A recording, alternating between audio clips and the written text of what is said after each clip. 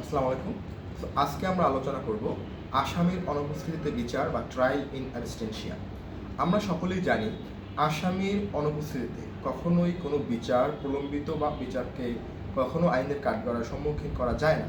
কিন্তু 1992 সালে আমাদের যে দীর্ঘদিনের কোড অফ ক্রিমিনাল প্রসিডিওর তাকে সংশোধন করে ফৌজদারি কার্যবিধির 339-এর বিকে সংশোধন করা হয়েছে।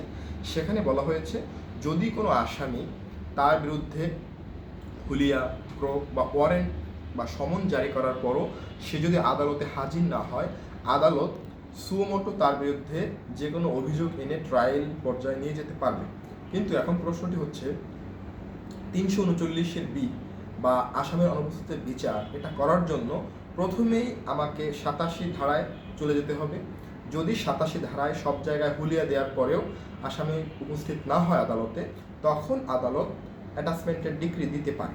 এখন দেখা যাচ্ছে 87 এবং 88 এই দুই ধারার কার্যাবলী যখন কোনো ব্যক্তি না মানে, তখন আদালত 339-এর বি অনুযায়ী কোনো ব্যক্তির অনুপস্থিতিতে বিচার করতে পারে। এখন দেখা যাচ্ছে তার আগে আদালতকে অবশ্যই একটি বহুল আলোচিত দৈনিকে পত্রিকায় রিপোর্ট প্রকাশের মাধ্যমে আদালতকে এটা এনশিওর করতে হবে যে আদালত তাকে আদালতে হাজির হওয়ার জন্য যথেষ্ট সময় দিয়েছিল।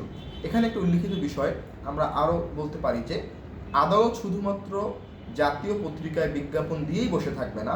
আদালত সকল chief judicial magistrate court, chief metropolitan magistrate court, civil court এবং ডিস্ট্রিক্ট ম্যাজিস্ট্রেটের পক্ষ থেকে বিভিন্ন ওয়েবসাইটেও এই আসামিকে আদালতে উপস্থিত হওয়ার জন্য আদেশ বা নির্দেশ দিবে। যদি সে এটা পালনে ব্যর্থ হয়, তখন 339-এর বি অনুযায়ী কোনো আসামি in the absence of the offender the court can deal with this matter for the ends of justice. এবং এটাই হচ্ছে আসামির অনুপস্থিতিতে বিচার। আমাদের বিদ্যমান বার কাউন্সিল বা জুডিশিয়ারিতে এই প্রশ্নটা বারবার আসে।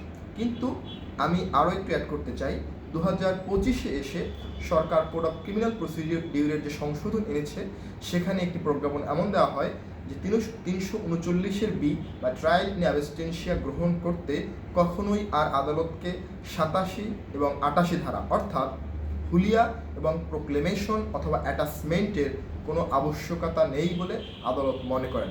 এখানে আরও একটি বিষয় উল্লিখিত 339-এর বি এর 1 অনুযায়ী, সেখানে বলেছে যদি কোনো আসামি একবার আদালতে সমন অনুযায়ী উপস্থিত হয়ে সে যদি পরবর্তী প্রসিডিংগুলোতে আর যদি উপস্থিত না হয়, তবে তার বিরুদ্ধে 339-এর বিতে হুলি এবং ক্রোকের কোনো বিধান ছাড়াই তার বিরুদ্ধে আদালত বিনা পরোয়ানায় গ্রেফতার করতে পারবে অথবা ট্রায়াল ইন অ্যাবস্টেনশিয়া অনুযায়ী আদালতের কার্যক্রমকে সামনে এগিয়ে নিয়ে যেতে পারবে। ধন্যবাদ।